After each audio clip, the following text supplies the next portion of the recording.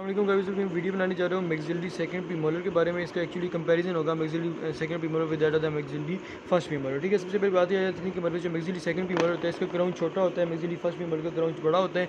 उसके अलावा इसके अंदर जो लिंगुअल और बक्कल कस्प होती हैं वो उतनी ज़्यादा प्रोमिनेंट या फिर उतनी ज़्यादा शार्प नहीं होती जिस तरह की हमारे पास होती थी मैक्सिलरी फर्स्ट प्रीमोलर के अंदर।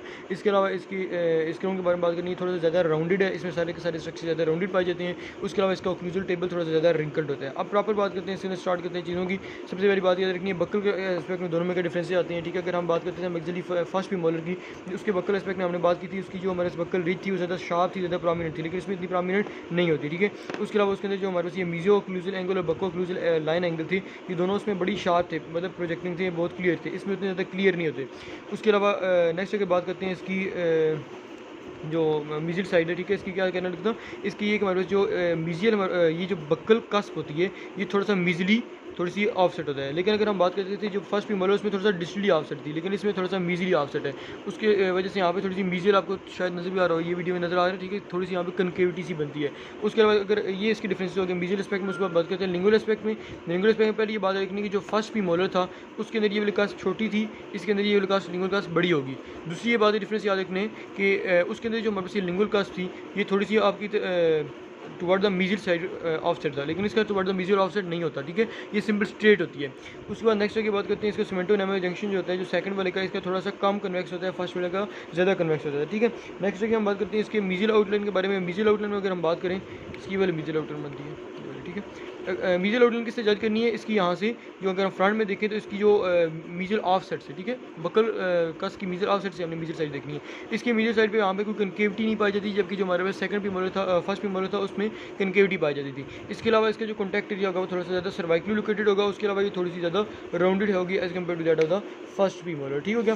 नेक्स्ट है कि हम बात करते हैं इसके डिस्टल साइड के। डिस्टल साइड के बारे में वही बात है कि वो ये ज़्यादा राउंडेड है। ठीक है, उसके अलावा कहते हैं कि आमतौर पर यहाँ से हम देख सकते हैं कि दोनों का तकरीबन सेम लेंथ की है, थोड़ा सा डिफरेंस है, ऑफ कोर्स है, लेकिन अगर हम कंपेयर करते हैं with that of the first premolar तो इसमें तो डिफरेंस कुछ भी नहीं है, ये तो बहुत थोड़ा डिफरेंस है उसकी निस्बत। ठीक है, तो एक हम कहते हैं कि तकरीबन कंपेरेटिवली इक्वल होते हैं। उसके अलावा जो है वो इसका जो कॉन्टैक्ट एरिया है वो लार्जर होता है। ठीक है, ये बात है नहीं, इन दोनों दांतों में फर्स्ट प्रीमोलर सेकंड प्रीमोलर में सेकंड प्रीमोलर के डिस्टल साइड वाला कॉन्टैक्ट एरिया सबसे बड़ा होता है। इसकी वजह क्या होती है कि मोलर जो होते हैं साथ में आगे उनके साथ कॉन्टैक्ट एरिया होता है, इस वजह से इसको उसके साथ ज़्यादा कॉन्टैक्ट करना पड़ता है। तो ये सारा एरिया जो इसका कॉन्टैक्ट एरिया होता है। ठीक है, और ये तकरीबन ओवल शेप का होता है, ये इस तरह स्ट्रक्चर का होता है ओवल शेप का, जो कि बक्को लिंगुअली गया होता है। ठीक है, नेक्स्ट की बात करते हैं ओक्लूजल एस्पेक्ट के बारे में। इसका ओक्लूजल एस्पेक्ट पहले तो बात है देखनी कि जो फर्स्ट था उसका रिंकल था, इसका ओक्लूजल एस्पेक्ट जो होता है वो थोड़ा सा हमारे पास इस तरह, सॉरी फर्स्ट जो था उसका थोड़ा सा स्ट्रेट था, इसके अंदर रिंकल ज़्यादा है, इसके अंदर सप्लीमेंट्री जो लाइन्स हैं यहाँ पर जो स्किंट्री लाइन्स हैं वो ज़्यादा पाई जाती हैं। ठीक है, उसके बाद कहते हैं कि इसकी जो लाइन एंगल्स हैं ये वाले थोड़ी सी देखिए ना आप, ज़्यादा राउंडेड है। इसके लाइन एंगल से ज़्यादा प्रोमिनेंट नहीं है, बल्कि थोड़ी सी ज़्यादा राउंडेड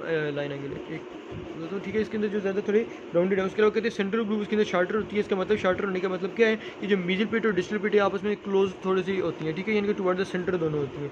उसके अलावा इसके अंदर ये सप्लीमेंटल लाइन बहुत ज़्यादा पाई जाती हैं।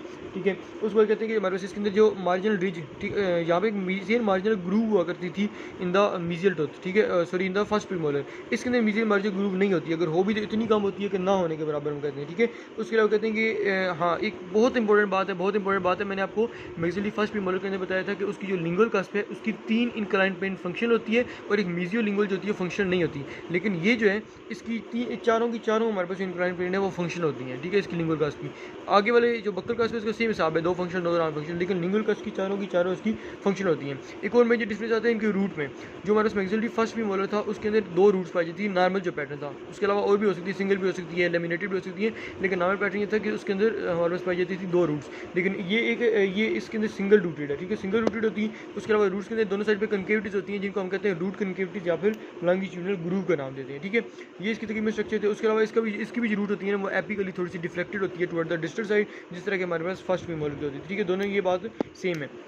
उसके अलावा रूट के आउटलाइन दोनों में हमारे पास जो थोड़ी सी ओवल है। ओवल में क्या है कि लिंगुअल साइड पे लेबियल साइड पे थोड़ी ज़्यादा चौड़ी है और लिंगुअल साइड पे थोड़ी सी कम चौड़ी है, वाइडर कम है। ठीक है, उसके अलावा कुछ इनकी वेरिएशन एनिमल के बारे में बात करें तो हमने कहा था जो फर्स्ट प्रीमोलर है उसकी क्राउन के अंदर वेरिएशन बहुत कम होती है, लेकिन जो सेकंड है इसकी क्राउन के अंदर वेरिएशन ज़्यादा होती है। उसके अलावा जो फर्स्ट प्रीमोलर था उसकी क्राउन की लेंथ ज़्यादा थी, इसकी क्राउन की लेंथ जो है वो थोड़ी सी छोटी होती है। उसके अंदर जो सेंट्रल ग्रूव था ठीक है।